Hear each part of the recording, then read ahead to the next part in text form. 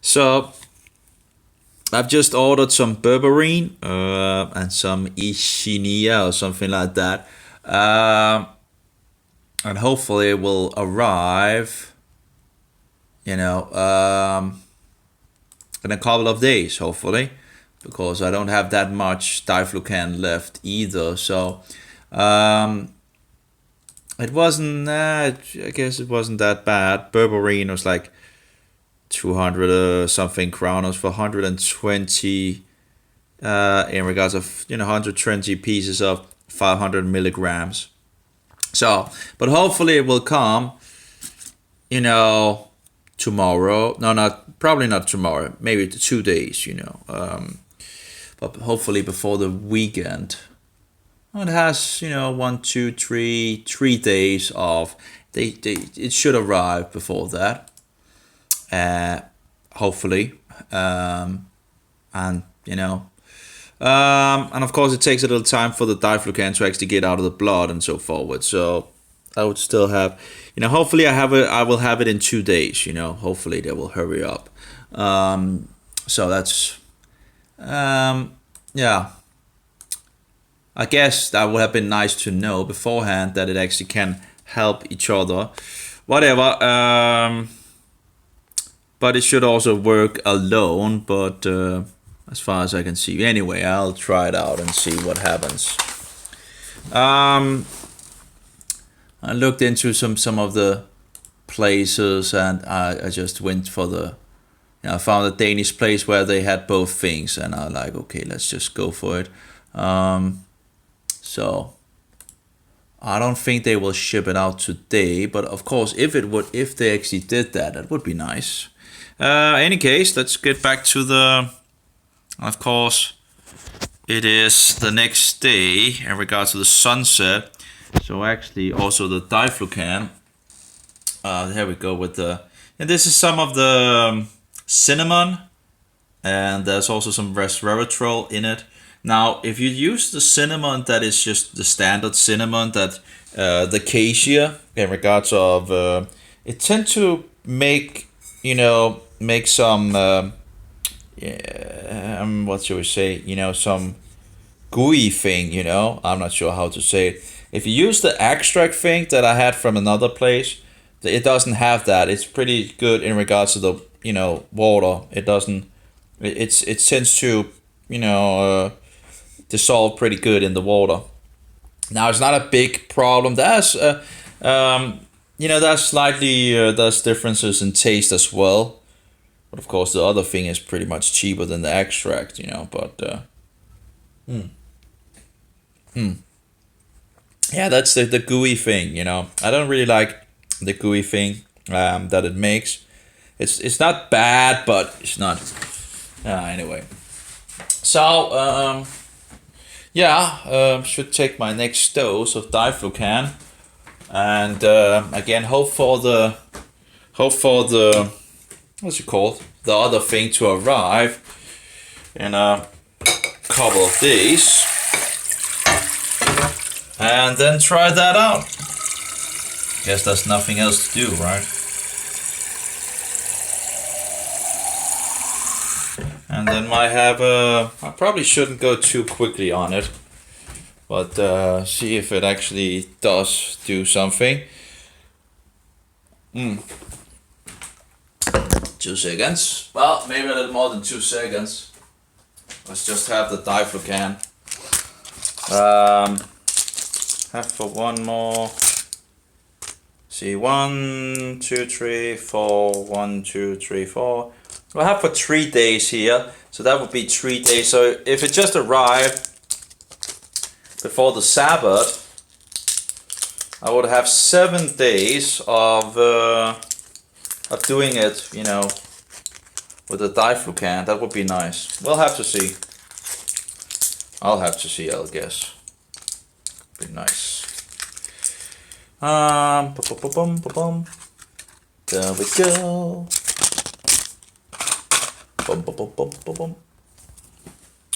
And the next dose of diflucan, and again blue. And I was like, what is it? There we go. Whee! Blue and white. Says fluconazole 100, 100 milligrams. Whatever.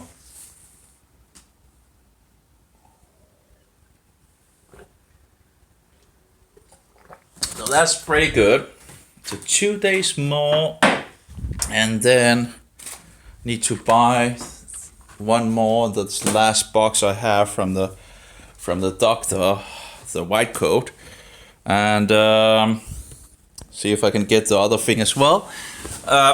So I ordered some Ishini, or what is it called? Ikini. I'm not sure how you actually say that. 2 seconds. Let's see if we can find it. Echinacea or something like that. Set to stimulate the immune system. Apparently they don't have any way to say it.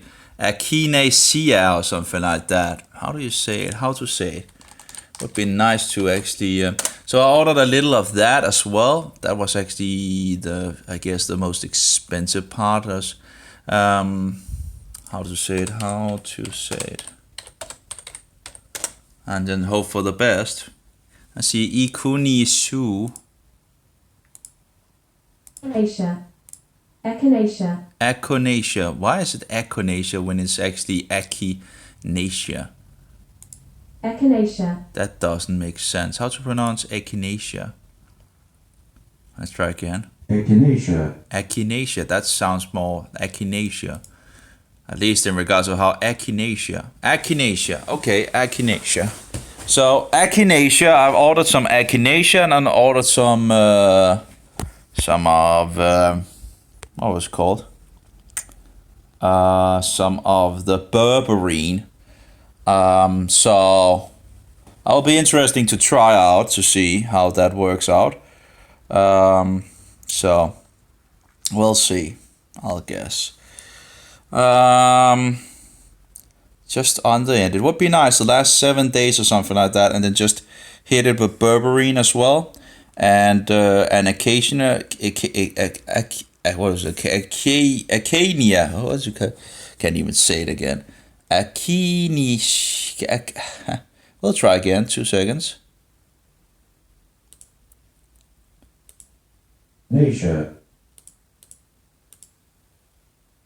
Echinacea. Echinacea. Echinacea. There we go. Echinacea.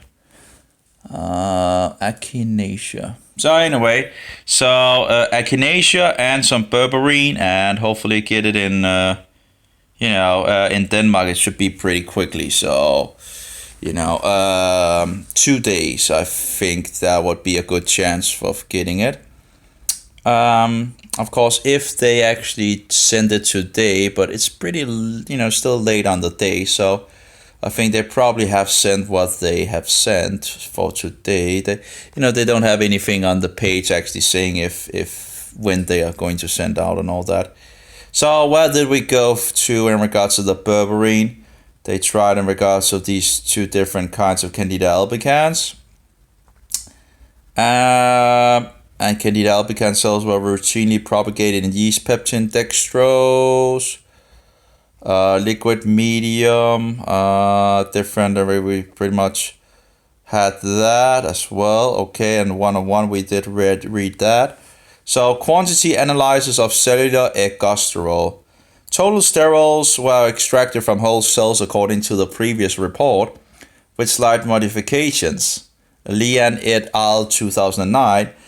Briefly, fluconazole 64 micrograms per milliliter and berberine 16 micrograms per milliliter was added to as exponentially growing Candida albicans cells for 16 hours. The same volume of DMSO was added to the control group. The cells were then harvested and washed twice with phosphate buffered saline, PPS 10 mm. I'm not sure what was like a millimega. I don't know why it's like 2 mm. What is mm?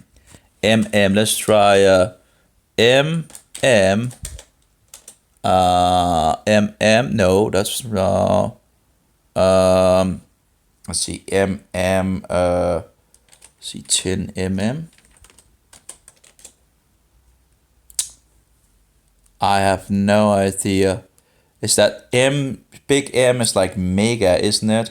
But then it's a M for what, you know?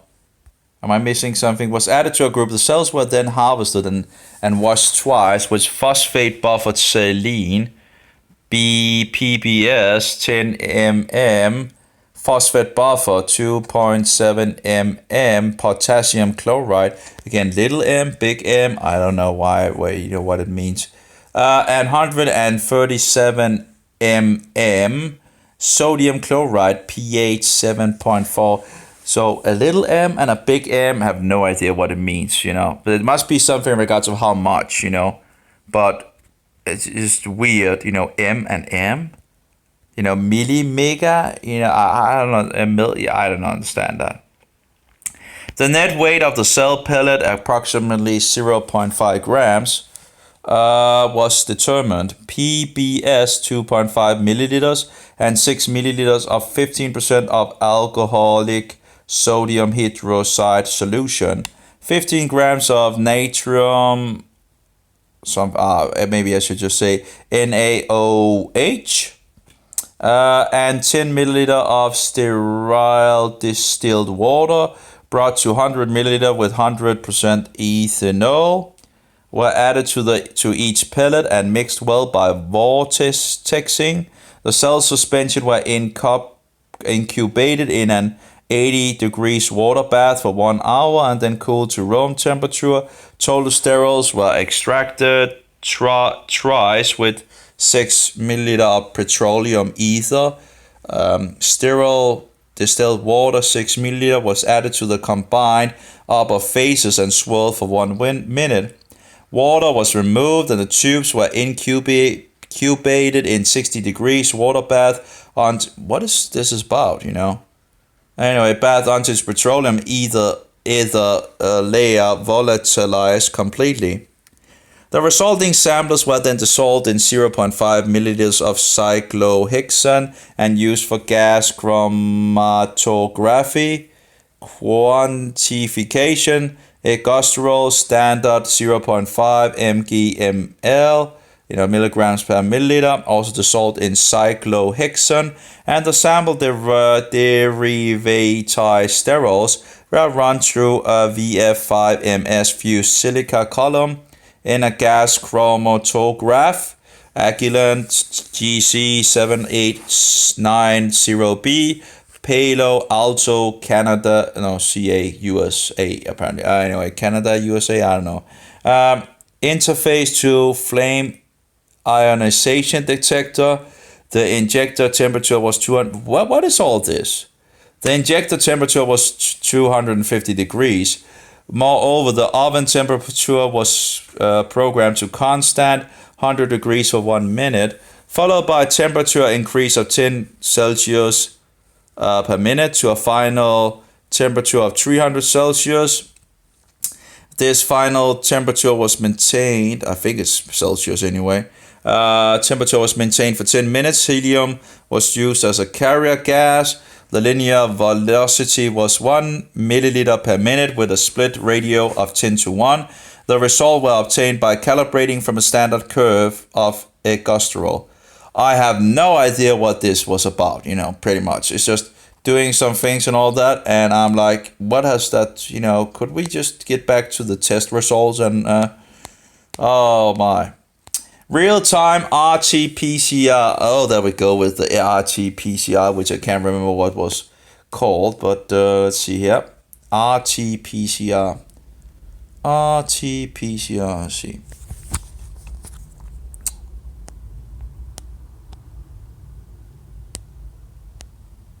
I guess in regards of history, recent.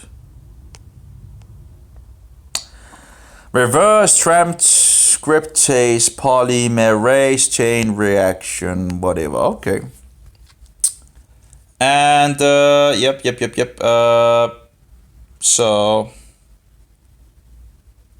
So reverse transcription was performed in a total of volume of 20 microliters with avian. Did we actually read it all? Oh no, we actually real-time RT-PCR. That means the thing that we just looked up in regards of, reverse trans. Apparently, I still for reverse transcriptase polymerase chain reaction, whatever. Apparently, I forgot to put on the block this. Let's just put that on again. Auto start every time, and at least for most of it anyway. It's just incredible how deceptive these bullshitters are to get this, pretty much bullshit advertising to us. Usually it's full of full of the world, pretty much. So the real-time RT-PCR, the hot phenol method, was used to extract RNA samples from Candida albicans isolates, Smith et al. 1990, which were treated with DNase 1 Takara Biotechnology, Dalian, China, to remove genomic DNA contamination.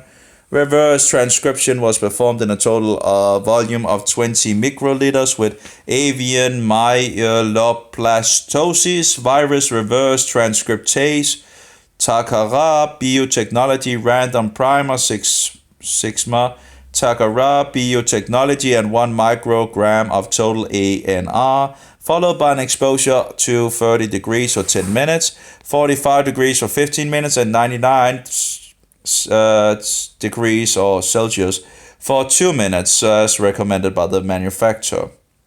What has this to anything to do with in regards to fluconazole, or just this and that and all of that? Yeah, great. But do we have anything in regards of gene expression level of drug treated? Yeah, okay. So they just have a lot of bullshit, pretty much. There we go. Exponentially growing candida. I'm just skipping that. I think so no worth of just reading all these things that they are doing. Just doing this and doing that, and that's great and all that. I don't understand anything of it anyway. So growth curve assay, exponentially growing Candida albicans were harvested. Okay, so they harvest Candida albicans and all that. CFU.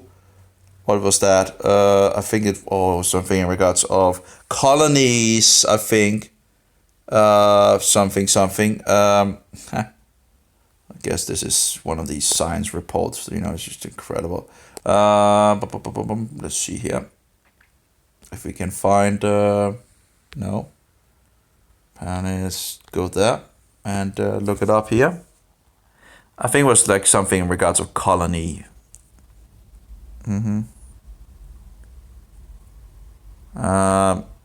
Okay, so it has a lot of others, but apparently it has problem finding the CFU in the medical dictionary. Give me a break. I think it was something in regards of colonies.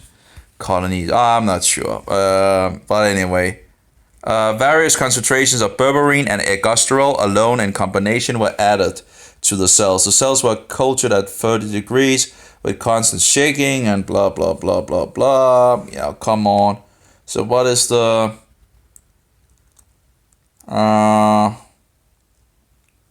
So... There's a lot of things here. I'm like, give me a break. Well, do I have like... There we go. A pen for it.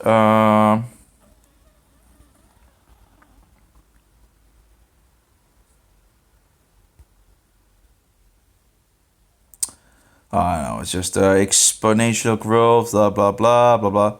Okay, so there's a transmission electron microscopy. I think that's in regards of under the microscope or something like that. Instead of just, again, you get pretty tired of all these bullshit words that they use, pretty much. It's just, you could speak English, but apparently not, It's in English anyway, right? The report is in English anyway, so why don't you just write English, Investigation of minute objects by means of microscope, yeah. Okay, you couldn't just say have looked in the microscope. So anyway,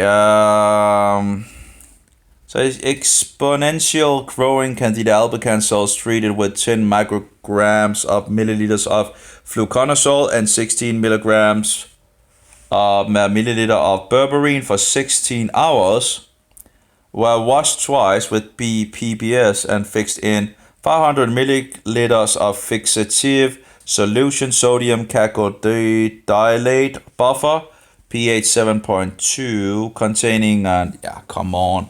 Um yeah, but where is the result of all this? You know, statistic analyzers. Yeah. Results. There we go. Much better. How much is actually on this page? You know. Anyway, results. BBR increased cellular ergosterol content in fluconazole resistance Candida albicans. In this study, we investigated the mechanism underlying berberine tolerance in fluconazole resistance Candida albicans isolates, and the effect of fluconazole on BBR or berberine tolerance. First, the cellular ergosterol level was measured using GC analyzers in the fluconazole resistance clinical isolate 03041. Oh, 03. Oh, give me a break. After fluconazole and or berberine treatment, interestingly, the ergosterol content significantly increased in the cells treated with 16 milligram per milliliter berberine compared with the control group. 0.536 versus the 0.298 milligrams per milliliter, but was barely detected in the cells treated with 64 micrograms per milliliter fluconazole combined with 16 micrograms per milliliter berberine, figures 1AF. The findings suggested that berberine monotreatment resulted in marked augmentation of cellular ergosterol content in fluconazole resistance Candida albicans. However, this effect could be obliterated by the presence of fluconazole. It's just okay. So I guess that's in regards of if the fluconazole is there, it won't do the, you know, if you, okay, let's see if I understand this right. Okay. So if you treat Candida with berberine, apparently the fungus will then begin to make more ergosterol to try to apparently defend itself against the berberine. I think that's what they are saying. All right, and then because they make more ergosterol, and apparently that at some point apparently seems to defend the fungus, then if you put fluconazole into the process as well, it stops this production of the extra ergosterol, and thereby the berberine then have easier to actually target the fungi and kill it. I don't know if I'm understanding this correctly, but I think that's what I understand by it. So quantitative analysis of cellular ergosterol and blah blah blah blah. Yeah, I'm pretty much okay. What do we have here? So berberine increased mRNA levels of ergosterol synthesis genes. To further investigate the effect of berberine on the expression of ergosterol synthesis genes, the real-time RT-PCR analysis was performed in isolate. Oh, blah blah blah blah blah blah blah blah. Okay, so what do they? Oh my. I'm pretty much where I'm like I can't handle anymore, you know. It's you know, keep it on a fourth grade level, right? You know, like people like me, so we can actually just, you know, give me the conclusion, right? I guess the conclusion probably is in regards of, you know, it helps in regards of fighting Candida albicans, you know. One drug attacks it one way and the other attacks it in another way. So you have two fighting the Candida albicans, and they are both helping each other in some sense, making it easier for killing off the Candida. So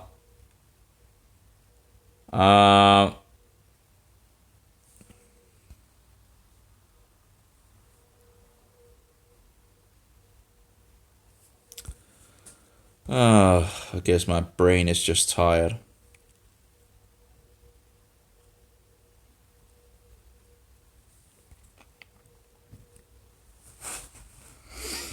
Ah,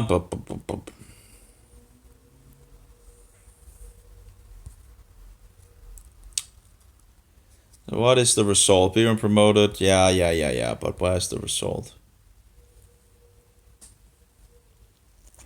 Susceptibility of fluconazole resistant Candida albicans isolated to BBR or berberine was elevated by antifungal acting on ergosterol. So let's see what he says. Since the major antifungal mechanism of action of fluconazole was its inhibitory effect on cellular ergosterol synthesis, we postulate that I guess we think or something like that fluconazole could sensitize the fluconazole resistance isolate to berberine by decreasing ergosterol content. To validate this hypothesis, the antifungal efficacy of berberine combined with other antifungal agents in both isolates, serial blah blah blah, and all that was investigated using checkerboard microdilution as and so forward. Let's go again. Microdilution assay, as shown in table 2, all the antifungal agents inhibiting ergosterol biosynthesis or binding to ergosterol, including sulconazole, miconazole, ketoconazole, itraconazole, oh my head, at the moment, I guess it's because I haven't eaten that my head is having a harder time to amphotericin B and nystatin demonstrated synergism with berberine against both isolates. So anyway, what they're pretty much saying is that berberine is effective, makes it more susceptible. As far as I'm done. I can't do anymore. I really can't do anymore. My brain is fried. It's too much. Yeah, it's too much at the moment, and anyway, I'll stop this. It's just my brain is not in the area of thinking. I haven't eaten anything, so that might be the reason why it's not working totally. And of course, it's not. I guess I just need a break from it all. Anyway, it will be nice to whatever the case, it would be nice to see the berberine coming by, hopefully in 2 days, and I'll be able to add that and some Escherichia or something like that. Escherichia. I actually saw in regards of tea that also should be helpful and all that, but I'm thinking, if you just, instead of just tea and you're just eating it, right, then you get it to your whole gut, right? Anyway, I don't know. But trying to add that to the thing and see if that actually gives it a push, So that should give it a push, I guess, But yeah, and hopefully have victory. Well, again, I can still feel it in my arms here and all that. But again, it's not that heavy. It's less, but it's still there. So again, it's would have liked to see it totally go away. The itch, the burning, oh well. Well, again, it was worth a try, right? It was worth a try. And I guess the battle continues, maybe after a break, I don't know. Would be nice to have some victory, But yeah, I don't know. Yeah, it's like, so I have 2 days plus 7 days. That's 9 days in total. That's not that much in regards to the diflucan. And then I've tried it for 4 weeks, and I think that's pretty much enough. If it's not going to work in 4 weeks, I don't think there's a reason to go on. Who knows? In regards of the resistance, we know that it can become resistance over time. In any case, so 4 weeks, I think, is probably a good amount of time. Where, yeah. So, well, the first 4 days was, very bad. And well, that was nice, showing that it seemed to do something, right? So, yeah. 9 more days. 9 more days after this one. 9 more days. That's not so long, and again, it's still there, it's just, would be nice to see it go away. Totally, totally knock it out, would be awesome. So, yeah, anyway, I'll see if, in regards of the berberine, at least I could find it. I tried searching it and I found a lot of English websites and all that. So, I did find one Danish website that seems to have the things that I wanted. So, that's nice. 500 milligrams per pill of berberine. I'm not sure how much, but, they say 2 a day, I think. So... And of course, if that's of course a big if, because again, different research results, say different things. But if the berberine is actually more effective than the diflucan, and you're actually taking a pretty good dose, I guess a pretty big dose compared to the diflucan, that's diflucan, that's 100. Okay, I take 500 milligrams, right, a day of diflucan. And if I take like 2 pills of, or 2 capsules, no, not capsules, is it capsules? No, I don't think it's what's it called? That's it is capsules. You have tablets and capsules.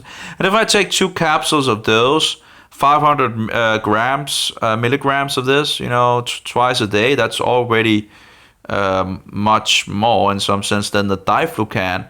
So if it's more effective in regards to, well, one can only hope, right? In any case, it's continual to battle, to see if it helps. And then, after that, there's many other things to try out, but, I need to get some resources, pretty much. Again, trying all these things, just drains the and that's the same thing in regards to the many years down the line, draining resources. But at least I feel like I'm beginning to hopefully get at a point where, where at least begin to, but of course, I'm getting old, I'm getting older pretty much. And these things I should have known from my childhood, I think. No one is instructing us in regards of good health, We're just getting soda pops and candy, and then of course all the alcohol that is being promoted, right, in society, and of course smoking as well. We see that as well, right? So overall, you get hit by, and of course they ruin the milk, right? They ruin the food sources as well. So they're giving us all these sugary things, and and of course we don't have the women working the kitchen anymore, so they have lost a lot of good things in regards to nutrition, of course, and that of course hurt themselves. It hurts their children, and they might not be able to get pregnant either because they don't know in regards to nutrition and just follows the stupidity of the world, and of course then the husband becomes sick as well because.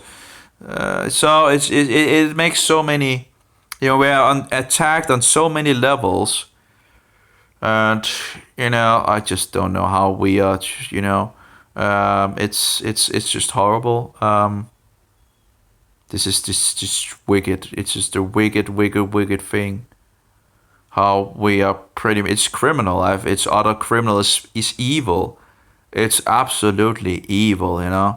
It's just. Yeah, it's diabolical, but what would you expect of the world? And then the world are teaching all these stupidities. It's just so destructive.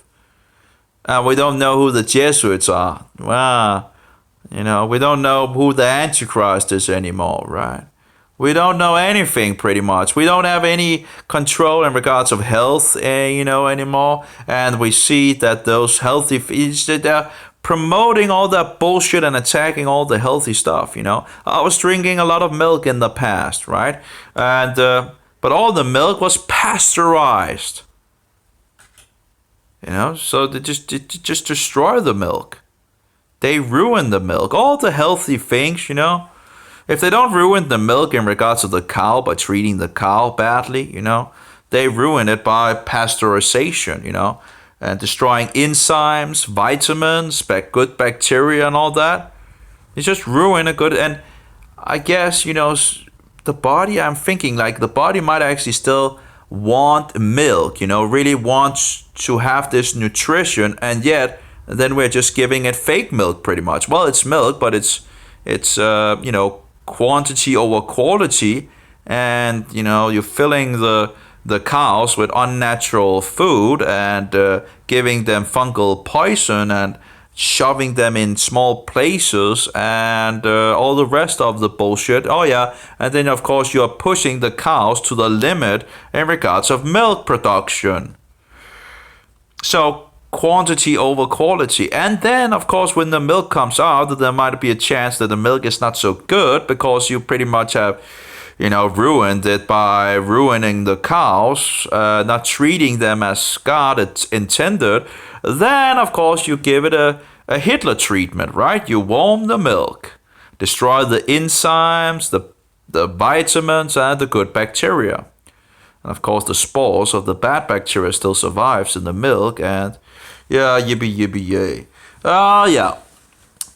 It's just disgusting. This world is utterly disgusting. It's utter criminal. And yeah, you can get soda pops, right? There's like shells and shells of bad food, and processed food with all that bullshit in it and all that. It's just incredible.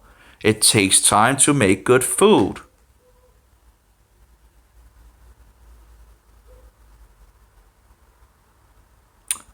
Well,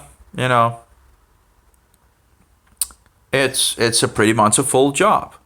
If you want some good nutrition, you need to find the real, things and all that. You need to make the food and all that. It's a full job. It's a full, time job, And where do we have the women today? Oh, they fled the kitchen. Oh yeah, they fled the kitchen.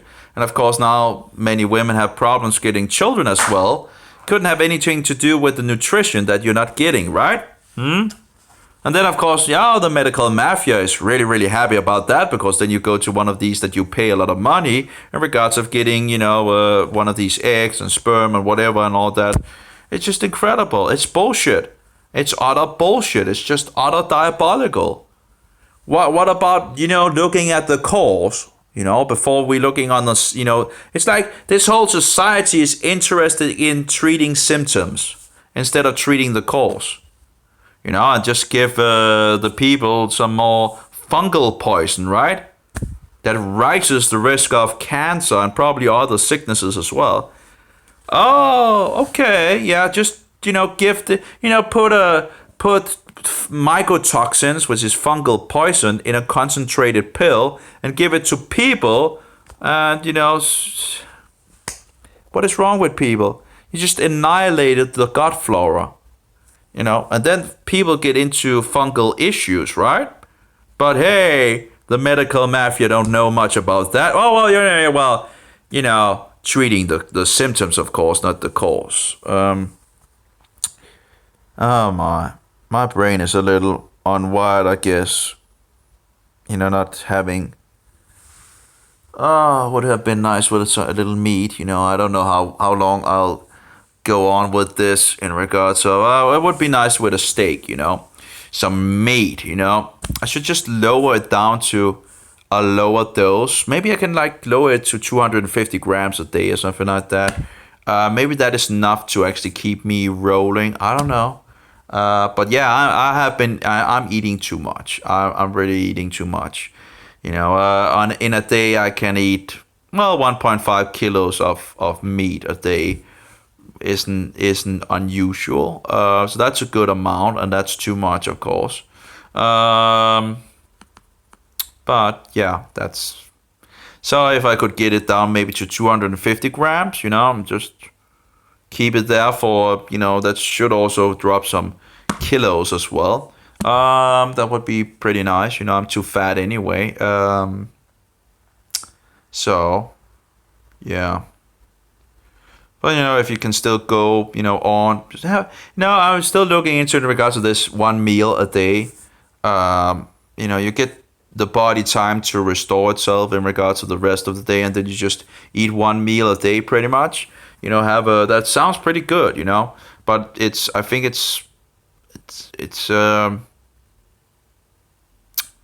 I don't think it's that easy, It's just. I think I would probably have been better to do it in the past. It's like a lot of the will strength have pretty much been lost, I've done a lot of fasting in the past, but it seems like that will been lowered for sure.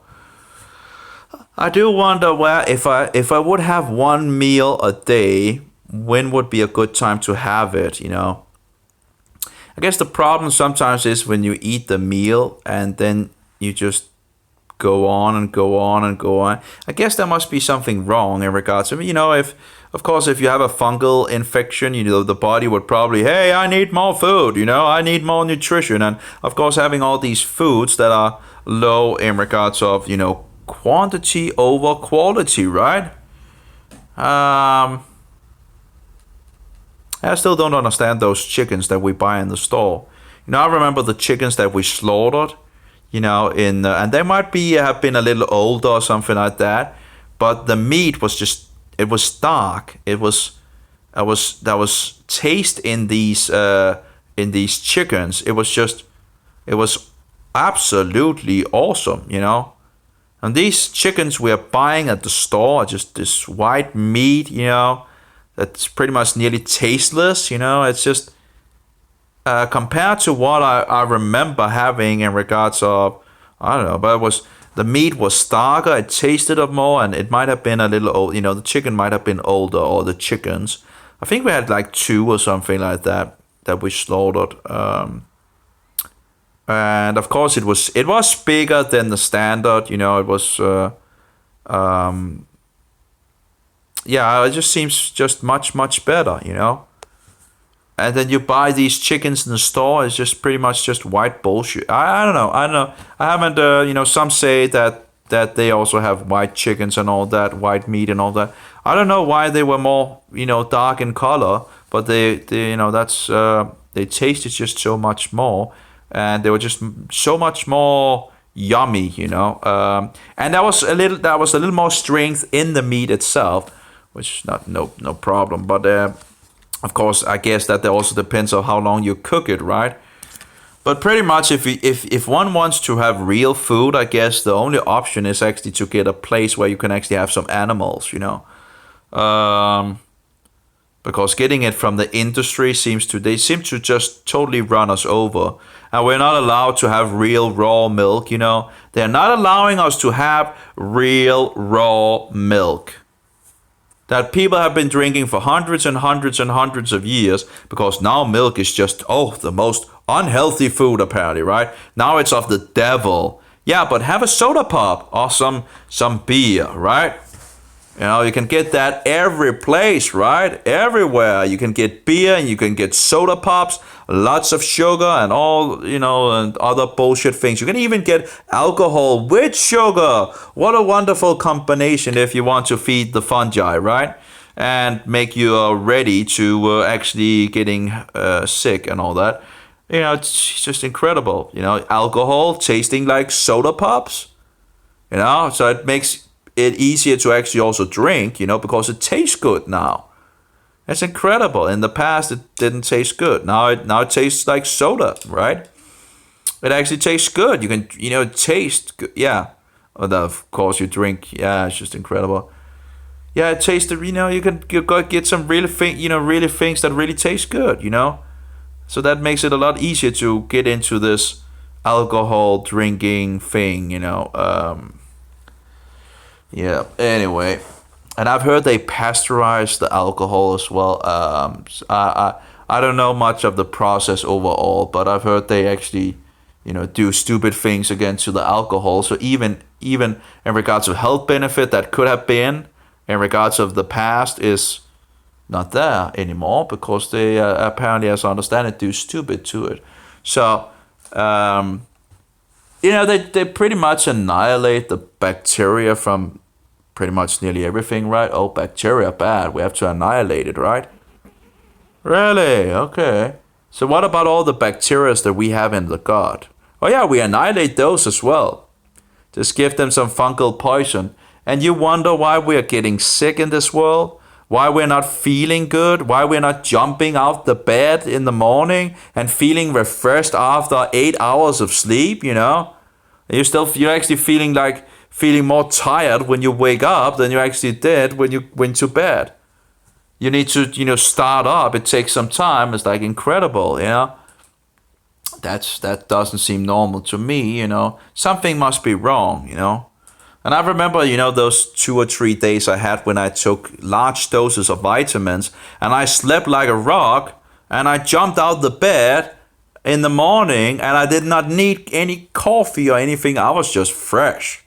I was just awake, I felt refreshed, and sadly, I haven't been able to get to that point again after that, but that was amazing. I felt so good. I felt refreshed. I felt, I slept, I woke up and all that. Of course, in regards of, you also have noise. When you're living in an apartment, all that, you all have all this noise around you. So you can't even... you never know when your neighbor is going to make noise. That's a problem as well, of course, in our society. It's just incredible. And now we have all these gimmicks, right? And speakers and, televisions running and all that. And they might run all night and so forward. And they can be pretty loud. And, yeah, and of course, if they're hanging on the wall, the vibrations as well. It's just, anyway. I don't know. Oh no. Anyway, by the way, I talked to the Jew guy. I think he's a Jew anyway. They see, he's hopefully he got a little to think about, but usually, Jews are very stubborn. They're very stiff-necked. So I don't know. Hopefully he will. Again, I saw on his Facebook, he's talking about in regards of eating my flesh and drinking my blood, and all that. And he's taking that literally, It's incredible, It's just, I see here if I can find it. And they're making fun of it and all that, It's very sad. Where was it? Well, hopefully he will get around, open his eyes. Okay, here we go. So he has a picture of from John 6:66, from the time many of his disciples went back and walked no more with him. I guess that's interesting if it's actually John 6:66, turning away from him in regards of the number. Yeah, let's see if it actually is true, if it actually is 66. I would be interesting, They turned away from him, and then, of course, these numbers in regards was inserted later on. But again, it will still be. Oh, that's the wrong program. Would be interesting. Let's see here. Oh no, it's a little slow, when you're recording. And of course, if I could, I would put the resolution down in regards to the mobile. But, that's not possible, right? Because, we don't want you to actually have a more fluent experience in regards to your mobile. So it actually can put Jews other places, right? No. We can't have that, So, and again, every time you upgrade for a mobile, it's just more resolution, right? More camera this and that and all that, and it pretty much is the same in regards of, life of battery, and it's not really a big difference, So, but of course, if you could actually go lower in resolution, that would be, then you could actually get some more juice out of your mobile. If you don't need the resolution, then we go to 6.6. I'll see if it is actually. Yeah, it actually is 666. Interesting. From then on, many of his taught ones withdrew and were not walking with him anymore. Yeah. Well, so they turned from the truth to lies, pretty much. Of course, that's interesting in regards of the 666. From that time, many of his disciples went back and walked no more with him. I guess that's a very interesting that, I guess it's just a coincidence, but it's really a good coincidence, I think. They turned away from the truth, From that time, many of his disciples went back and walked no more with him. And this is after he talked about eating my flesh and drinking my blood. And of course, misunderstanding that Yeshua was speaking in parables and, what's it called? Metaphors. I might not be the right word, but hopefully you understand what I mean. He's talking, when he talks about he's the living bread, he's not talking about that he himself is a literal living bread in regards to a bread, that you can eat, He's talking about Yeshua is the living bread. It's symbolic. It's not to say that, that he's a bread, right? In regards of a real, it's Yeshua is not a bread. He's the living bread in regards of symbolic. He's the living bread that come down, and if you eat the flesh and drink the blood in regards of believing, if you believe in regards of Yeshua, that you believe that he is, God in flesh, and that he died for the sins of the world, believe in his execution, where the wine pours out for the sins of the world. You see, blood, wine, bread, body, So, anyway. So believe that he is God and look to him who died for the sins of the world. But apparently the Jews, and of course the Roman Catholics have issues with that as well. But the Jews still have problems. So from that time, many of his disciples went back and walked no more with him. And let's see what he says here. He says, abomination. Okay, so let's see what abomination it is. Jesus therefore said unto them, verily, verily, I say unto you, except you eat the flesh of the Son of Man and drink his blood, and he has put eat my flesh, like big, and drink his blood is like big, you have not life in yourself. John 6:53. And then it goes on to actually go to Leviticus 17:10-14, forbids eating of blood of any manner of flesh, man or beast or fish or fowls.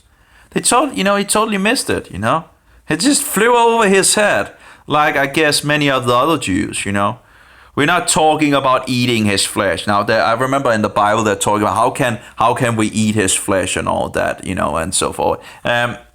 He's not talking about his literal flesh in regards of that where we are to eat his body, flesh. And that's also pretty impossible, right? Because Yeshua, I get, he's in the heavens now, so that's pretty impossible, right? Anyway.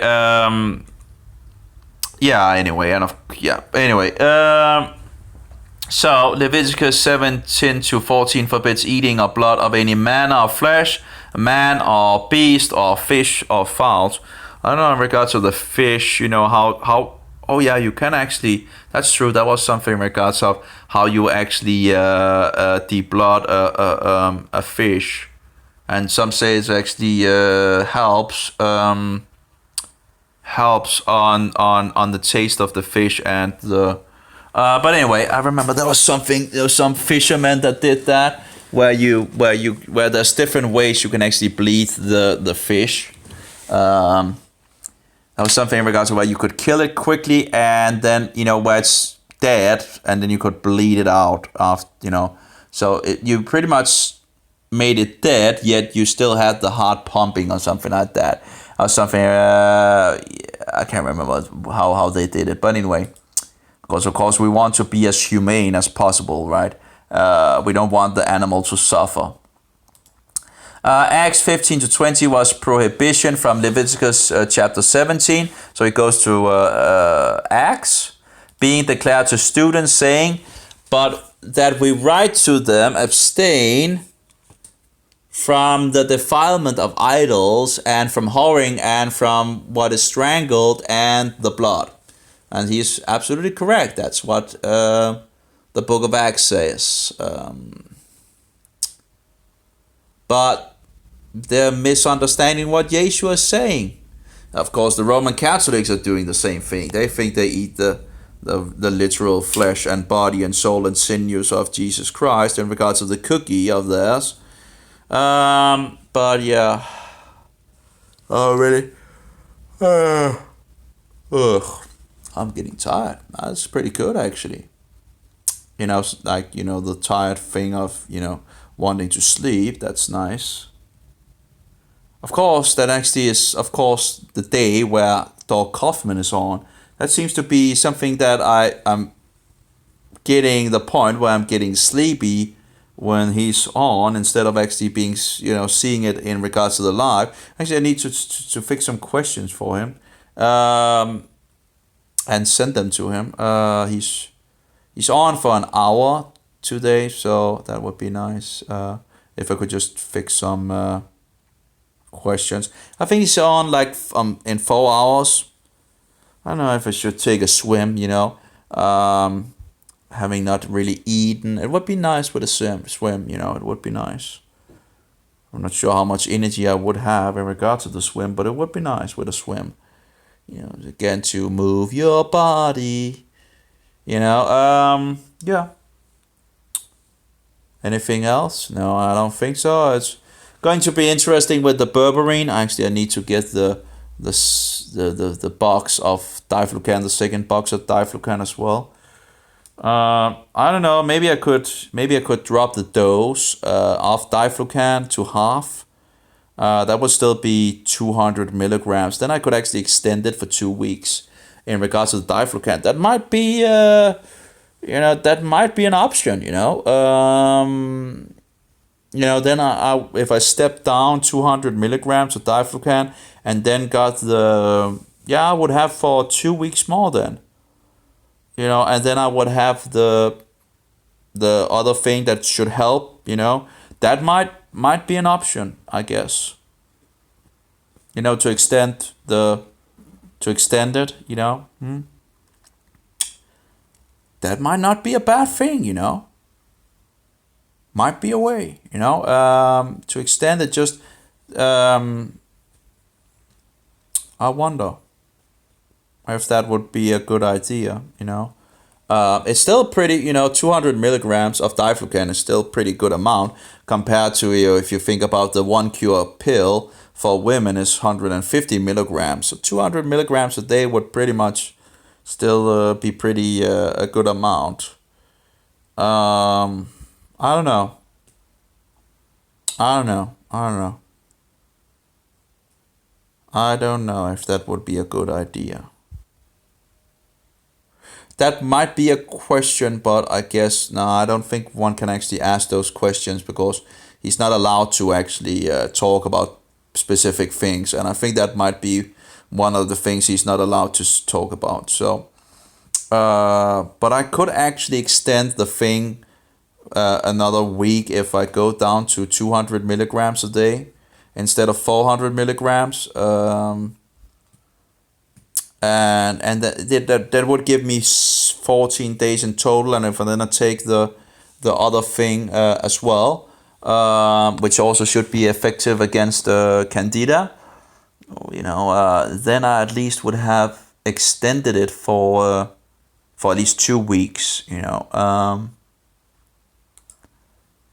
I don't know if that would be a bad idea, or it would still keep it. It would take the dose to a lower degree. I don't know. I don't know. I have to think about it. But yeah, that would be a way of extending it, for another week, and halving the dose. Yeah, it's a possibility. It's a possibility. It's maybe that.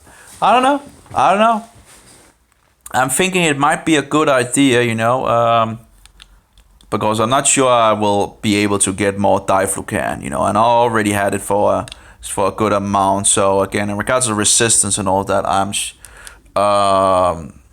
that could be a problem as well. So, yeah, maybe extending it for, I don't know. Would be interesting. Then I would be able to go for 2 weeks in regards of the diflucan and the other things. Then the diflucan would still do what it does, and then the berberine would do what it does. And apparently both of them helping in regards of killing fungus.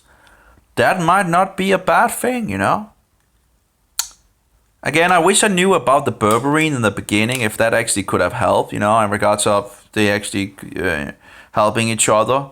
I guess the first 4 days would probably not be, one would have to edit the other one after one had gone better. Either starting with the berberine or starting with the diflucan, so you just get over the worst thing. In regards to the diflucan, I think I should probably have waited in regards of at least 4 days before starting on the berberine afterwards, But then you could probably, after, of course I got into a bad period again after I began to do some of these other antifungals.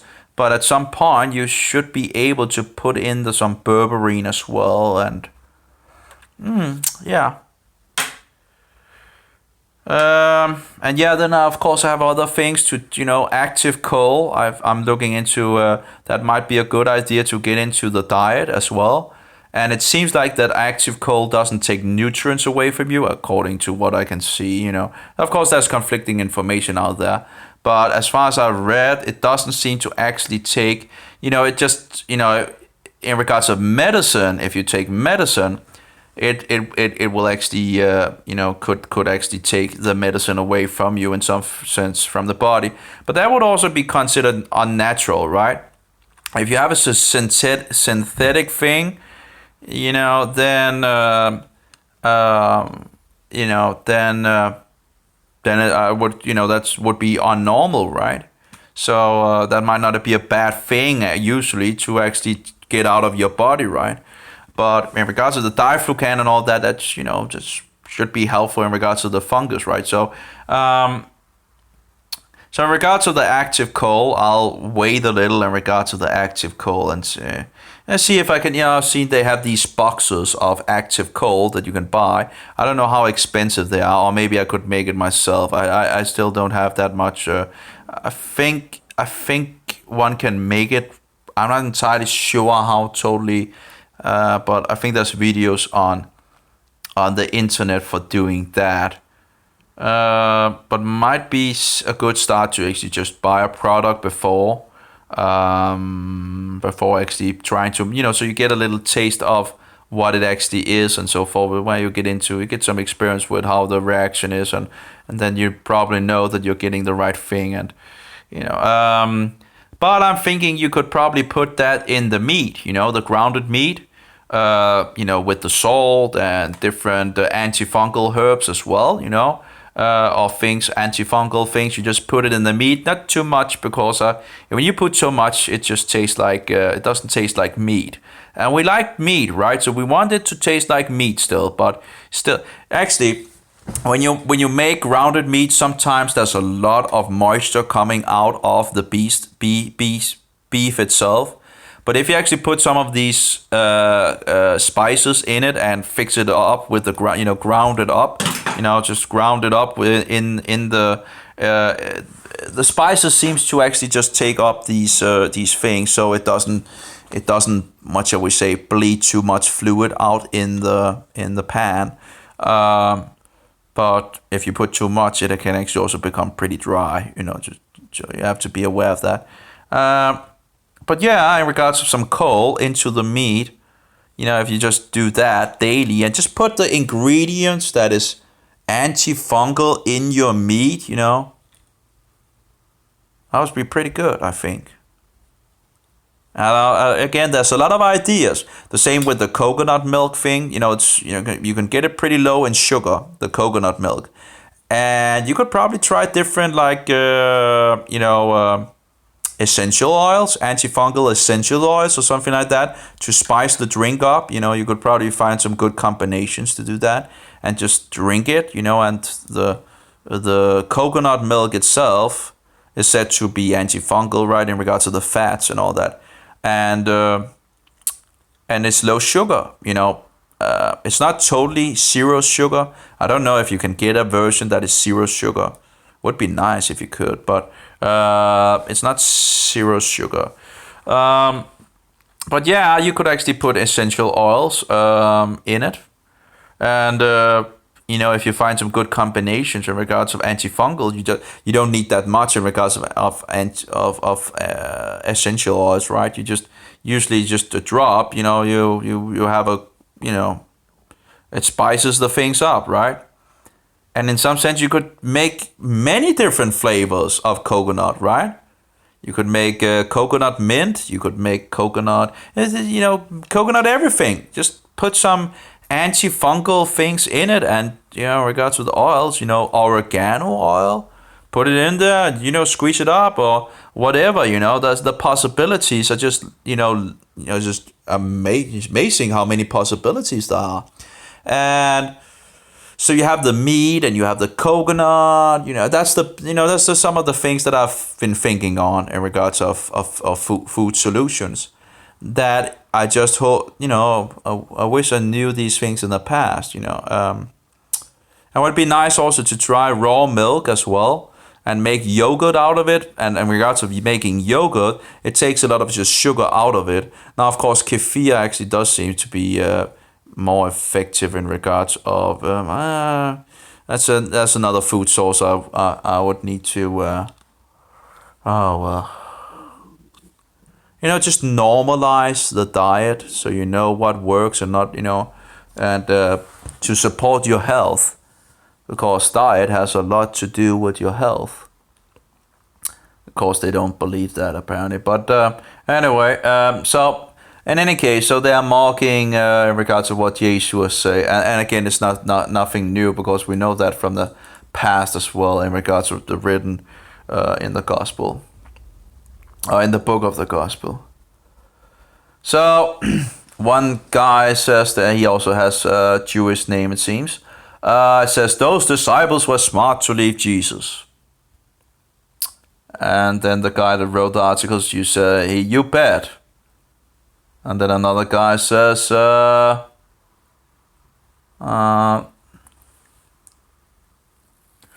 he says, getting killed by the Romans in regards of Yeshua was surely grounds for disqualifying qualification as the Messiah. But there were also other hopeful messiahs who were killed, and their followers also believed they would rise from the dead and return, nothing new under the sun. And in regards of resurrection, of course, Yeshua did rise from the grave. But when Jews say, oh, there's nothing in regards to resurrection and all that. Well, we have Jews out there believing in other false messiahs that believe that, in regards to resurrection and all that. So where would they get that idea that the Messiah would be resurrected. You know, so you see, you have these supporting things in regards of, you know, but they don't want Jesus. They just don't want Yeshua. Yeshua is just the worst possible, you know, they just can't accept him, you know. And you really will have to wonder why they really have so much, what's it called, anonymity, or what, no, that's not right. You know, why they have so, emotions, you know, I'm not sure what the word, anyway, but why they have so much issues with Yeshua being the Messiah, you know. But they have, you know, it's incredible. It's interesting. It is interesting in some sense, you know, because he was a Jew, you know, and that they're jumping to all these other messiahs and all that, but not Yeshua, not Yeshua. Yeah, it couldn't be Yeshua. Okay, really. Anyway, so I guess so. What's more to do? I guess today, I don't know. Looking forward to trying the berberine, pretty much. And again, maybe I should cut down on my dose of diflucan and then make it work longer, and then maybe take more of the berberine. You know, if I could, you know, I'll just see how the reaction is in the beginning, right? But if the diflucan then just, you know, supporting in regards of the berberine, you know, if I extend that to 2 weeks and then take a good dose of berberine in that period, and see if that, you know, if that hits it even more, you know, having now hit it with diflucan for a good amount of time, it would probably be nice to hit it with something else, you know. And of course, I have, you know, again, I still have the resveratrol and the cinnamon. I still have you know, some of that laying around, you know, in the house, so that's nice. Maybe I should actually. I have some seaweed, but I found out when you eat seaweed, it's hard for the body to digest seaweed, it seems. So cooking it seems to be the best thing to actually do if you want to eat seaweed. It actually can be a pretty tasty snack, you know, where you can just. I had, you know, dry seaweed where you just go and snack on it. You know, you just eat it like a snack, pretty much. It's pretty good actually. It's like, you know, but sadly it does seem that if it's, you know, it's hard for the body to break it down. So now meat is very easy for the body apparently. Apparently now that they do say something in regards of meat is. I've seen sources that say meat is hard to break down and all that. But if you look at how much the body actually uses the meat, you know, that might be in regards of complexity and all that. But if you actually look at how effective the body can use the meat compared to the vegetables and all that seems to actually go out the butthole, then meat seems to be very effective. If you only eat meat, there's so little trash going out of your body. So if you also want to have some flow in your bowels and all that, you need to, you know, add it some, for example, cucumber or you know, low sugar thing, right? Or avocado. You know, that seems to be pretty good in regards of getting the bowels flowing again. If you want to have some more, you know, have some more flowing in the bowels. Because if you only eat meat and more meat, it's just incredible how much the body can actually use, you know. So yeah, that's it's just using it up. It's pretty much just annihilating the meat. Oh, I'm getting a little, you know. I do have some, yeah, I do, you know, I have some seaweed in the house. I could actually have a good amount of seaweed. I just need to. The problem is the seaweed that I bought years ago. You know, you need to sort it out. You know, you need to sit and sort it out because it's not so clean as I thought it would have been. Maybe I should have actually sent it back to the guy because that, you know, if you want it to a snack, you don't want to look after different things on the And some of those that actually do make seaweed and all that, they fix it like all these things going all, it's not in the product, and that's so. But I got these big bags of seaweed, what's it called, the red seaweed, and I've seen some where they talked about actually eating it as breakfast thing in regards of a breakfast where they, eat it. There's a lot of different minerals and all that in seaweed itself. So, but of course, if the body doesn't break it down, that's a problem, right? So, but you can just eat it as a snack. But the thing is, it doesn't. It seems like I haven't gone through the crap in regards of that digging in it and all that. But you can look down in the toilet sometimes, right? And you can see what is you can see some of it. It's like carrots, right? Sometimes carrots just go through your system. Well, I guess more than often actually. So you eat the carrots, right? But a lot of it doesn't really get you see it down in the toilet. And so it seems like the body has a hard time actually, digesting it. So anyway, but maybe it would be nice with a little seaweed, also get some things to the body and all that. Might not be a bad thing to, have a go with that. Have a little meal of seaweed. Yeah, I don't know. Oh yeah, but it doesn't take, meat is just, I love meat. And again, I didn't, when I was in vegetarian and all that, I didn't stop eating meat because I didn't like it. It was because of all this, animal things and all that the animals, it was disgusting to see how the animals was treated and all that. That was what, put me off, But it wasn't in regards to the taste, because, I love meat, and I think a lot of people actually love meat. And, it's good with meat, I think.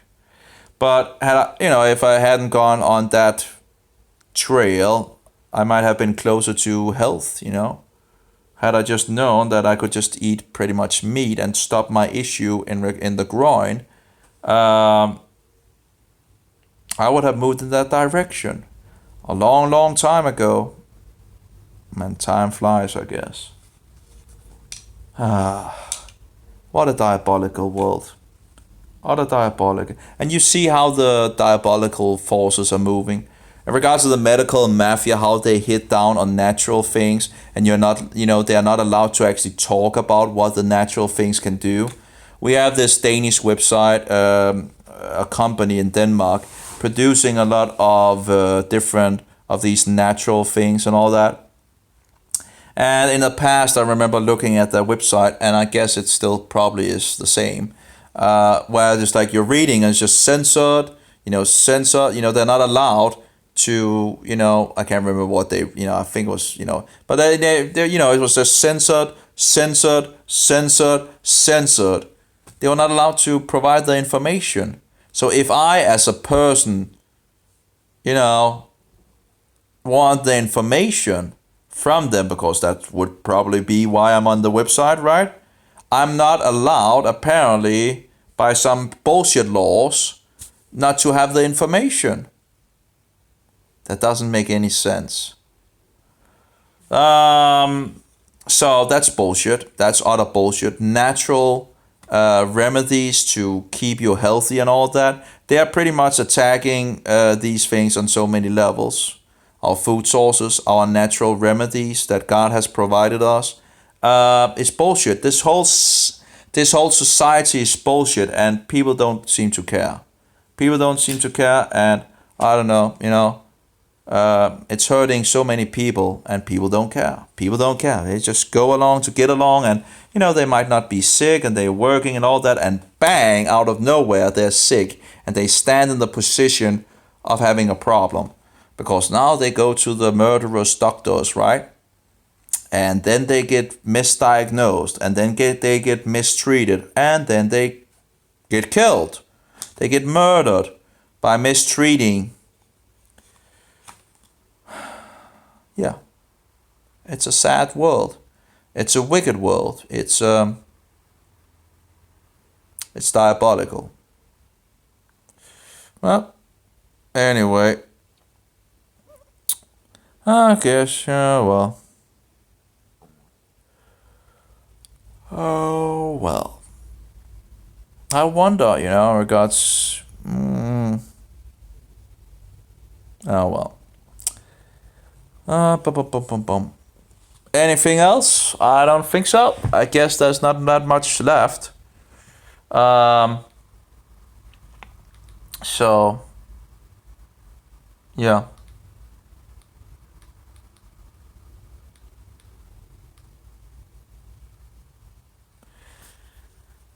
He's talking about the Roman Catholic Church. That, of course, is a problem because,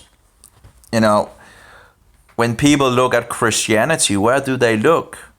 They usually, sadly, tend to look at Roman Catholicism, right?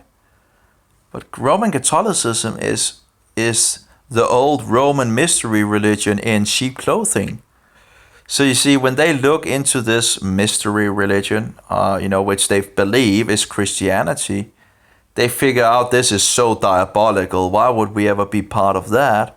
And then they, gets off this way in some sense. They should just read the Gospels in the New Testament and stop fooling around with the devil, in regards of his greatest deception on this earth, that actually have persecuted the saints, so this whole diabolical system in regards of Rome and the Antichrist and all that, and that might be also why it is the most, what shall we say, if you want to attack the devil, it is pretty much to expose the Roman Catholic system. Because at least you go out and say, hey, this is not Christian, and thereby letting others know that, they shouldn't really look there for the truth, in regards of their cookie Jesus and their so-called Mary and whatever they have, and all this death, where they have skeletons and they dress them up, and this is some of the pictures they're showing here, it's disgusting. It's utterly disgusting, and what was like a church where it's like, skeletons heads everywhere, and in regards of that they have to have something dead underneath. I think it was underneath the altar there has to be something dead or whatever. I can't remember the whole. I might be. I think it was what is it called, the SDA that talked about that you could find underneath the altar. I think that there had to be something dead. I don't know. Well, I don't know. But overall, it's a bullshit system. It's just a bullshit system, and I would have nothing to do with it. And that, of course, was what the Protestant protested against, this wicked system they figured out by reading the Bible, because, something that this bullshit system didn't want them to do. And they began to read the Bibles and figured out that, it became a protest. The Reformation became a protest, and they rejected. Anyway, may Jehovah bless you, and Yeshua be a most precious pearl, and the Holy Spirit, the Spirit of truth, be in us all. Amen. Have a good one. I'm tired. I'm getting tired here. I need a break.